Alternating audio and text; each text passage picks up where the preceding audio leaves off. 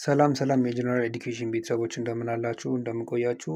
ዛሬ የፍሬሽማን ጀነራል ባዮሎጂ በሚል በቻፕተር 5 ላይ ስንማማር የቆየንበት የመጨረሻው ፓርት ላይ ነው የምንገኘው። አነስ ያለች ነች። እስከ እሷ ፍጻሜ ድረስ አብራችሁን ቆዩ። በዛሬ ፓርት የምናየው ስለ ኤቢዩ ብለድ ግሩፕ እና ስለ አርኤች ፋክተር እና እንዲሁም ስለ ኢቮሉሽን የተወሰኑ ሀሳቦችን ብቻ አንስተን ለማየት እንሞክራለን።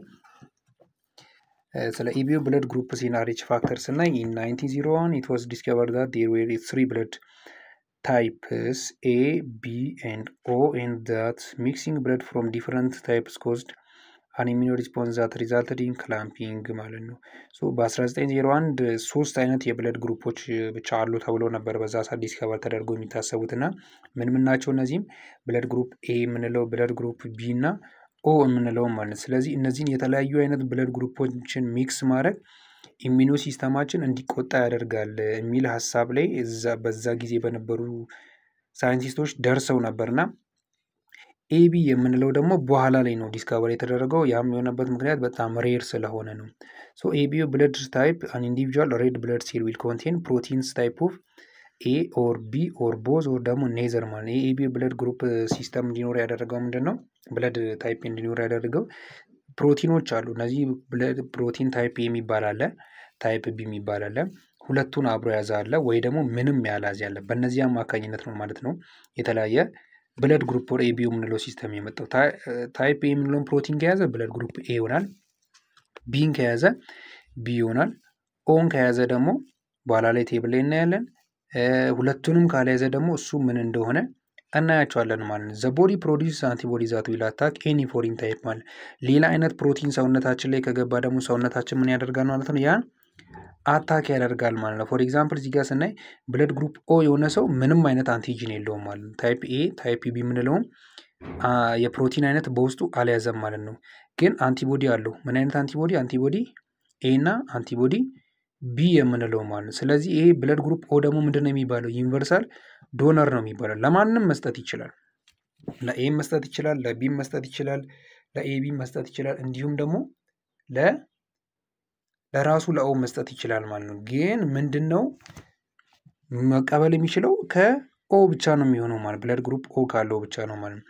ብለድ ግሩፕ ታይፕ ኤን ካየን ደግሞ እሱም ዶሚናንት እና ሪሲሲቭ የምንለው አለ። ተመሳሳይ ናቸው። አንቲጂናቸው ታይፕ ኤ የምንለው ነው ያለው። አንቲቦዲ ደግሞ ታይፕ ቢ የምንለው ነው ያለው። መስጠት የሚችለው ደግሞ ለኤም እና ለኤቢ ብቻ ነው። ከኤቢ ደግሞ የኦ ተቃራኒ ነው። ኦ ምንድን ነው? ዩኒቨርሳል ዶነር ብለናል። ለሁሉም መስጠት የሚችል ነው። ኤቢ ደግሞ ከሁሉም መቀበል የሚችል የደም ግሩፕ ያላቸው ሰዎች ናቸው ማለት ነው። ስለዚህ የሚሰጡት ለማና ለማነው? ታይፕ ኤ ያላቸው ለኤ እና ለኦ ማለት ነው። የሚቀበሉት ከኤ እና ከኦ ነው። የሚሰጡት ደግሞ ለኤ እና ለኤቢ ነው ማለት ነው። ታይፕ ቢንም ዶሚናንቱንም ሪሲሲቭንም ስናይ ምን አይነት አንቲጂን ያላቸው? ታይፕ ቢ ፕሮቲን የምንለው ነው ያላቸው። አንቲቦዲያቸው ታይፕ ኤ ነው። መስጠት የሚችሉት ደግሞ ለቢ እና ለኤቢ ነው። የሚቀበሉት ደግሞ ከቢ እና ከኦ ነው ማለት ነው። ታይፕ ኤቢ የምንለው ደግሞ ሁለቱም አንቲጂኖች አሏቸው፣ ታይፕ ኤ እና ታይፕ ኤቢ። ለዛ ምክንያት ነው ከሁሉም የሚቀበሉት። ምንም አይነት አንቲቦዲ የላቸውም። ደግሞ የሚሰጡት ለማን ነው? ለኤቢ ብቻ ነው የሚሰጡት። የሚቀበሉት ግን ከሁሉም ነው ማለት ነው። ሌላኛው ደግሞ አርኤች ፋክተር የምንለው ነው። አዎ ዲ አንቲጂን ሙሉ ብለድ ግሩፒንግ ሲስተም ነው። አርኤች ፋክተር ዘ ሰከንድ ሞስት ኮመን ብለድ ግሩፕ ሲስተም አፍተር ኤቢዩ ብለድ ግሩፕ ሲስተም።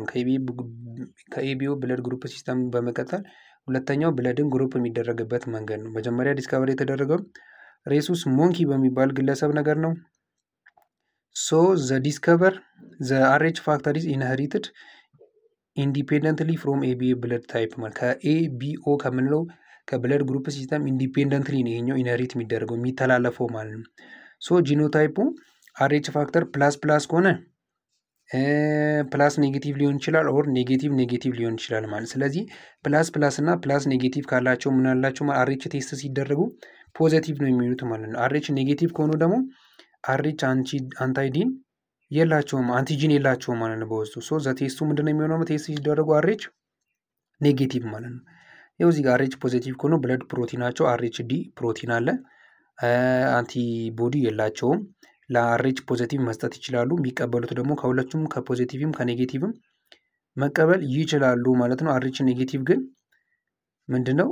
ብለድ ፕሮቲኑ የለውም። አንቲቦዲ አንታይ ዲ አለው አንታይ አርኤች ዲ ማለት ነው። ይሄ ዲዮን በተባለውን ፕሮቲን የተያዘው ውስጡ ሲገባ አታክ ሊያደርግ ይችላል አርኤች ኔጌቲቭ የሆነ ማለት ነው። ሶ የሚሰጠው ደግሞ ለማን ነው? ለአርኤች ፖዚቲቭ እና ለአርኤች ኔጌቲቭ ነው። የሚቀበለው ከማን ነው? ከአርኤች ኔጌቲቭ ይሆናል ማለት ነው።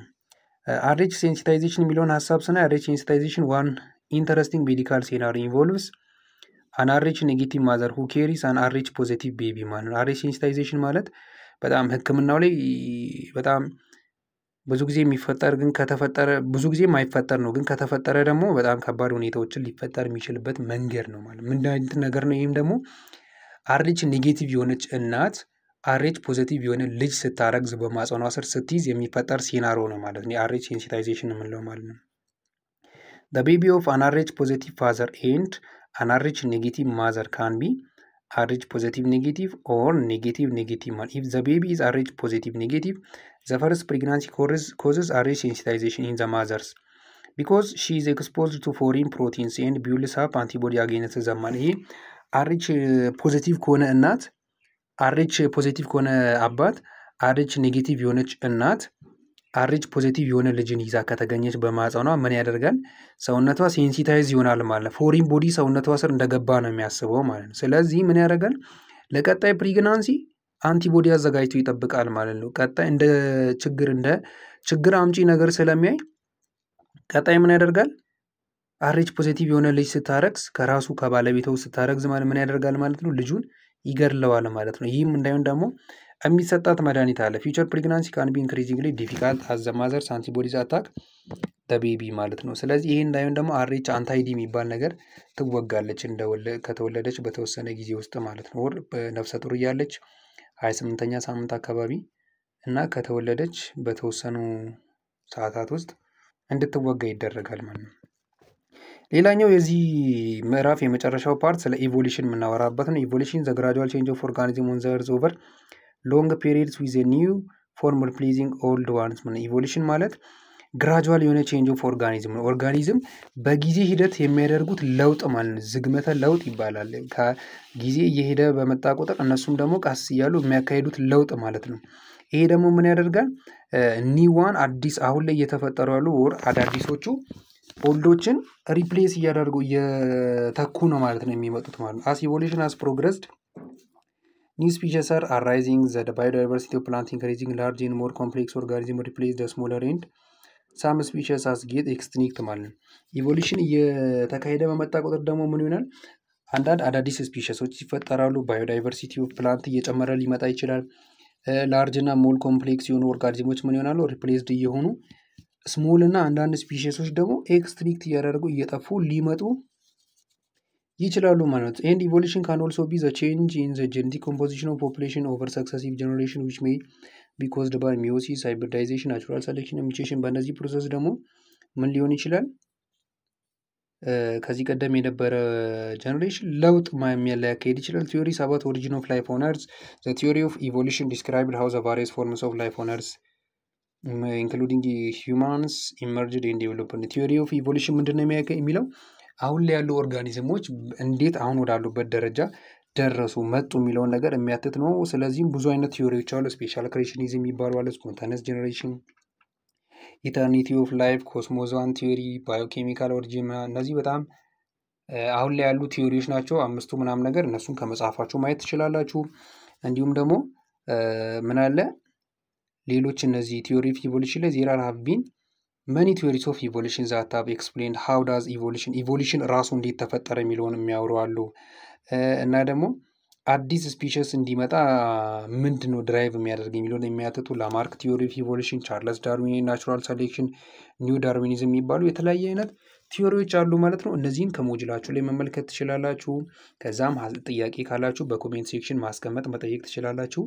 እንዲሁም ሀሳብ አስተያየት ካላችሁም በዚህ ቪዲዮ በኮሜንት ሴክሽን ማስቀመጥ ትችላላችሁ። በቀጣይ ፓርት እስክንገናኝ በቀጣይ በቻፕተር 6 እስክንገናኝ ድረስ መልካም ጊዜ ይሁንላችሁ።